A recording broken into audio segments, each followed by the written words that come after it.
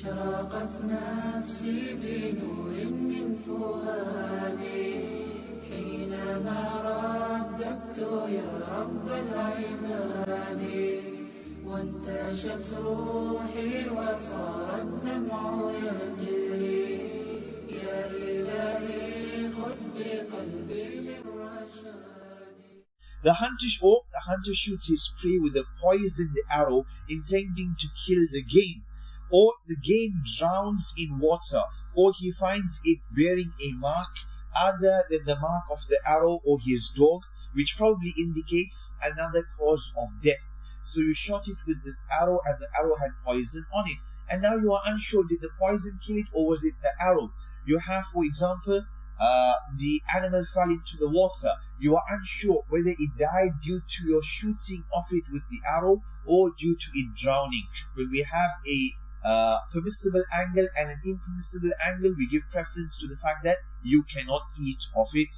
And then the author states, these rules لما روى عدي بن حاتم أن رسول الله صلى الله عليه وسلم قال إذا أرسلت كلبك المعلم وذكرت اسم الله عليه فأمسك عليك فأدركته حيا فاذبحه وإن قتل ولم يأكل منه فكله فإن أخذ الكلب له فإن أخذ الكلب له زكاة فإن أكل فلا تأكل فإني أخاف أن يكون إنما أمسك على نفسه وإن خالطها كلاب من غيرها فلا تأكل فإنك إنما سميت على كلبك ولم تسمي على غيره وإذا أرسلت سهمك فاذكر اسم الله عليه وإن غاب عنك يوما أو يومين ولم يجد فيه إلا أثر سهمك فكله إن شئت وإن وجدته غريقا في الماء فلا تأكل فإنك لا تدري الماء قتله أو سهمك. The author, or rather the Messenger sallallahu alaihi wasallam states in the hadith of Adi ibn Hatim, which mentions all of these various rules together. When you dispatch your trained dog and you take the name of Allah over it, so it acts on your behalf, and you catch the prey alive, if you catch the rabbit alive, you must slaughter the rabbit. Your dog caught the rabbit, but the rabbit was still alive, then you have to slaughter it, because now you have the ability to slaughter it. If the dog killed the prey, but does not eat any part of it, you may eat of the skill, for its seizure by the dog is a form of ritual slaughter. The dog catching it and killing it was similar to you slaughtering it. You said Bismillah when you sent your dog, it is halal. If the dog eats, then you cannot eat from it, for I'm afraid that maybe it had been acting simply on its own behalf. It was killing for itself. If other dogs participate in the hunt, you may not eat, for you invoke the name of Allah over your dog only and not over the other. So when in doubt, you said Bismillah over my own dog and I didn't say Bismillah over this other dog, I don't know which dog killed the animal, not allowed to eat. When you shoot your arrow, you must invoke the name of Allah over it. Then if the prey is hidden from you for a day or 2 days, and then you find nothing on it, you find it later, and you find nothing on it except the mark of your arrow, then you may eat, because it is clear that your arrow was the reason for its death. If you find it drowned in water, you must not eat from it. Why? Because you do not know whether it was the water which killed it or it was your arrow. So when in doubt, then we leave it out. Subhanallah, ya Abdullah, ya Amatallah. Imagine, as Ibn al-Qayyim rahimahullah states, look at this dog which had been trained to go out and hunt. The kill of this trained dog is halal for us to consume. Why? Because this animal here is a trained dog. It has this ilm, it has this knowledge. Whereas a stray dog, an untrained dog, if it killed an animal, it would not be permissible for us to consume. Ibn al-Qayyim rahimahullah states, Ya Abdullah, Ya Amatallah, that a dog has been elevated due to its knowledge. The kill of this dog which is intelligent is halal. The kill of the dog which is untrained is not permissible for us to consume. And so he says, if this is the case where knowledge has elevated a dog, what about yourself, Ibn Adam? What about yourself, Ya Abdullah, Ya Amatallah? Then how elevated you are with knowledge which benefits. The author then moves on to the next chapter, and that is the chapter Bab al-Mudhar, the chapter of the person who is in dire need, dire necessity. This person is at the brink of death, he is at the door of death. We know Allah subhanahu wa ta'ala states in Noble Quran, فَمَنِ اضْطُرَّ غَيْرَ بَاغٍ وَلَا عَادٍ فَلَا إِثْمَ عَلَيْهِ. If a person is in dire straits, فَمَنِ اضْطُرَّ غَيْرَ بَاغٍ, and this person غَيْرَ بَاغٍ, he does not transgress the limits, he does not eat haram when there is halal around, وَلَا عَادٍ, and he does not overdo it when he eats that haram. So for example, if it might be allowed for him to consume some haram right now, so he only eats whatever is required for him to eat and not more than that. He is not wala adid, he does not transgress the bounds. Fala ithma alayh, then there is no harm on such a person, no sin on such a person. Surah Baqarah 173. Also Allah states in the Noble Quran, وَمَنِ اضْطُرَّ فِي مَخْمَصَةٍ غَيْرَ مُتَجَانِفٍ لِإِثْمٍ فَإِنَّ اللَّهَ غَفُورٌ رَحِيمٌ. Surah Ma'idah verse number 3. Similar issues with regards to those who are in dire straits. Is it permissible for them to consume of the haram? The answer is yes. We will discuss. The author states, وَمَنِ اضْطُرَّ فِي مَخْمَصَةٍ فَلَمْ يَجِدْ إِلَّا مُحَرَّمًا فَلَهُ أَنْ يَأْكُلْ مِنْهُ مَا يَسُدْ رَمَقَهُ. If someone is in dire straits, facing the threat of starvation, and he cannot find anything except haram food, he is entitled to eat enough of it to keep himself alive. Enough of it to keep himself alive. And he should not say, Yalla Bismillah, this is now halal, and so eat and eat and eat. No, no, no. الضرورات تقدر بقدرها. The dire straits, dire necessity, we allow it based upon what is necessary and not more than what is necessary. No doubt, Ya Abdullah, Ya Amat Allah, we had some scholars of Al-Islam who were of the opinion that if you are in the middle of the desert and you have nothing to eat and there's a swine there, we do know that you can eat of it to save your life. But can I eat up to the point that I satisfy myself nicely? We had a few scholars of Islam who said yes. Why did they say yes? They said, well, when you were in dire straits, technically, when you are at the brink of starvation, technically, this swine here now became halal for you to consume. It was no longer haram, it was now halal. So when you ate of it, you were only eating of something which was halal for you to consume. Jayyid. The other opinion seems to be the stronger opinion, that you eat whatever you require and not more than that. Obviously, if you know that you will leave this area and you're traveling for another day's walking distance, then obviously you would require eating more to give you that energy to last you the rest of the few days. The author then states, وَإِنْ وَجَدَ مُتَّفَقًا على تحريمه ومختلفا فيه أكل من المختلف فيه. If this person finds something which is classed unlawful by the consensus of the scholars, like swine, you find swine, everyone agrees that this is haram, and then you find something which there is disagreement about, he may eat of the latter, he may eat of that which there is disagreement. Why? Because it's a lesser type of haram. So for example, he's got a swine and he's also got a dead sheep, maita, carrion sheep, rather he eat of the dead sheep. What if, for example, he's got a swine and a crocodile, he eats of the crocodile. Eat from that which there's a debate about, and do not eat from that which there is consensus that it is haram. Take the lesser of the two evils. The author then states, فَإِن لَمْ يَجِدْ إِلَّا طَعَامًا لِغَيْرِهِ بِهِ مِثْلُ ضَرُورَتِهِ لَمْ يُبِحْ لَهُ أَخْذُهُ. If you don't find any food except food which belongs to someone else, who was also in dire straits and is in an urgent situation that he needs it for himself, then it is not permissible for you to take it from him. Why?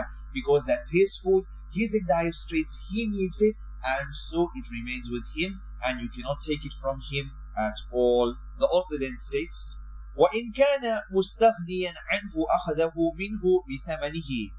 If the owner can manage without it, if the person who has this food, he doesn't need it, or he's got more than enough, then you can take it. If the owner can manage without it, you may take it from the owner for its price. So you pay him the value of that which you had taken from him. But فَإِنْ مَنَعَهُ أَخَذَهُ مِنْهُ قَهْرًا وَضَمِنَهُ لَهُ مَتَى قَدِرٍ. And if the person says, no, yes, I have enough of food, but I'm not going to give it to you. This is mine. I don't want to give it to you. I don't want to sell it to you. Well, I am in dire straits. I need that food right now. If you do not allow me to take it, I can take it from you with force, by force, and I still have to give you back the wealth, the money, the value of that which I had taken. And if he withholds it from him, he may take it by force and then compensate him for whenever he is able to do so. فإن قتل المضطر فهو شهيد وعلى قاتله ضمانه وإن قتل المانع فلا ضمان فيه, the author states. And if, for example, they got into a tussle, they got into a skirmish, into a fight, and if the person who is in dire straits, dire need of this food, if he was killed, then he is a martyr. I wanted to take the food from you, you had more than enough, and eventually we got into a fight and I was killed, I am a martyr in that. And if, for example, I had killed you, I killed the person who was preventing me from taking the food, I killed the person who had all of this food and he did not want to sell or give to me, then, the author states, and his killer is liable for the indemnification. But if the withholder is killed, there is no liability whatsoever. So if the person who is the mani', the person who is withholding, he doesn't want to give, if he was killed, there's absolutely no blood money, etc., which is required to be paid. But if, for example, the person who was the victim, the person who needed the food, he was killed, he is a martyr, and the killer has to pay the blood money, etc. The author then states, وَلَا يُبَاحُ التَّدَاوِي بِمُحَرَّمٍ. It is not permissible to consume forbidden food for medicinal purposes. وَلَا شُرْبُ الْخَمْرِ لِمَنْ عَطِشْ وَيُبَاحُ دَفْعُ الْغَصَّةِ بِهَا إِذَا لَمْ يَجِدْ مَانِعًا غَيْرَهَا. It is not permissible to consume forbidden food for medicinal purposes, nor for someone who is thirsty to drink an alcoholic liquor. Why? Because the scholars state, if, for example, you are thirsty and you're dying of thirst and you drink more alcohol and you drink more alcohol, then technically drinking alcohol is only going to increase you in thirst and it's not going to benefit you in the least bit, so you cannot do so in that situation. The latter is permissible, however, for the purpose of clearing a blockage from the throat. What if you have something stuck in the throat and you need to drink down something to wash it down? Then here, if you have nothing but alcohol, then you can drink the alcohol to wash it down. Why? Because here the alcohol has served its purpose. Whereas when you were thirsty, it will only increase you in thirst, provided that no other liquid is available, obviously. As for it is not permissible to use the haram in medication, then we find the ahadith of the Messenger sallallahu alayhi wa sallam, إِنَّ اللَّهَ لَمْ يَجْعَلْ شِفَاءَكُمْ فِي مَا حُرِّمَ عَلَيْكُمْ. Rawah al-Tabrani. Allah subhanahu wa ta'ala has not put shifa for you people in that which is haram. The Messenger sallallahu alayhi wa sallam stated this. Also he said, لَا تَدَاوُوا بِحَرَامٍ. Do not use as medication, do not treat yourselves, etc., with that which is haram. He also states, the Messenger sallallahu alayhi wa sallam has stated, with regards to alcohol, with regards to khamr, إِنَّهُ لَيْسَ بِدَوَاءٍ وَلَكِنَّهُ دَاءٌ. It is not a cure, rather it is an ailment, it is a sickness, and this hadith reported by Imam Muslim. So as for using this haram, drinking 1 liter of alcohol, drinking half a liter of spirits, drinking half a liter of wine, etc. Someone says, no, this would do good for you, this has got some sort of benefit, this has some health benefits, etc., medicinal benefits. It's haram, it's not permissible. This is one mas'ala. The second mas'ala is, what if we have a little bit of some sort of alcohol in another drink, in another cough syrup, in another medication, some sort of topical ointment or some sort of drink. So here technically we have a little bit of haram in a lot of halal. We have a little bit of maybe some sort of najasa in a lot of tahir. This is different from these ahadith, etc., that we just went through. Why? These are generally talking about drinking a liter of alcohol. Why? Because the doctor says this will do you good for your cough, etc. This is the pure haram. As for what we talk about in medication, small amounts, etc., that's a different mas'ala. Wallahu ta'ala a'lam. That's why majority of the scholars of the opinion that a little bit of this haram, a little bit of najasa, a little bit of alcohol in a lot of halal, a lot of pure, it would be permissible for medicinal reasons. How we discussed previously, the scholars have these various devices. Number one, they have the issue of istihala. If there was complete chemical process change, transformation, goes in at A, as A comes out as B, then B is something which is permissible. A went in, A was haram, it was najis, came out as B. B is a new total product, different product, transformed product, then B would be permissible. They also have the second device, second issue, and that is istihlak, where we have a little bit of haram in a lot of halal, a little bit of najasa in a lot of tahir, and there's no traces of it, there's no athar of it, then it would be permissible. And the third one is that the issues of darura, at times of darura, then we have certain specific rules for those masail. Wallahu ta'ala a'lam.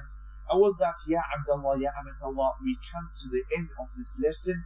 May Allah subhanahu wa ta'ala grant you, grant myself, grant everyone who works behind the scenes khair and barakah in this world and in the hereafter. May Allah subhanahu wa ta'ala benefit us from this knowledge. May this knowledge be knowledge which is beneficial. May Allah subhanahu wa ta'ala grant us the best in this world and in the akhirah. هذا وصلى الله وسلم وبارك على عبده ورسوله نبينا محمد وعلى آله وصحبه أجمعين. جزاكم الله خيرا. السلام عليكم ورحمة الله وبركاته.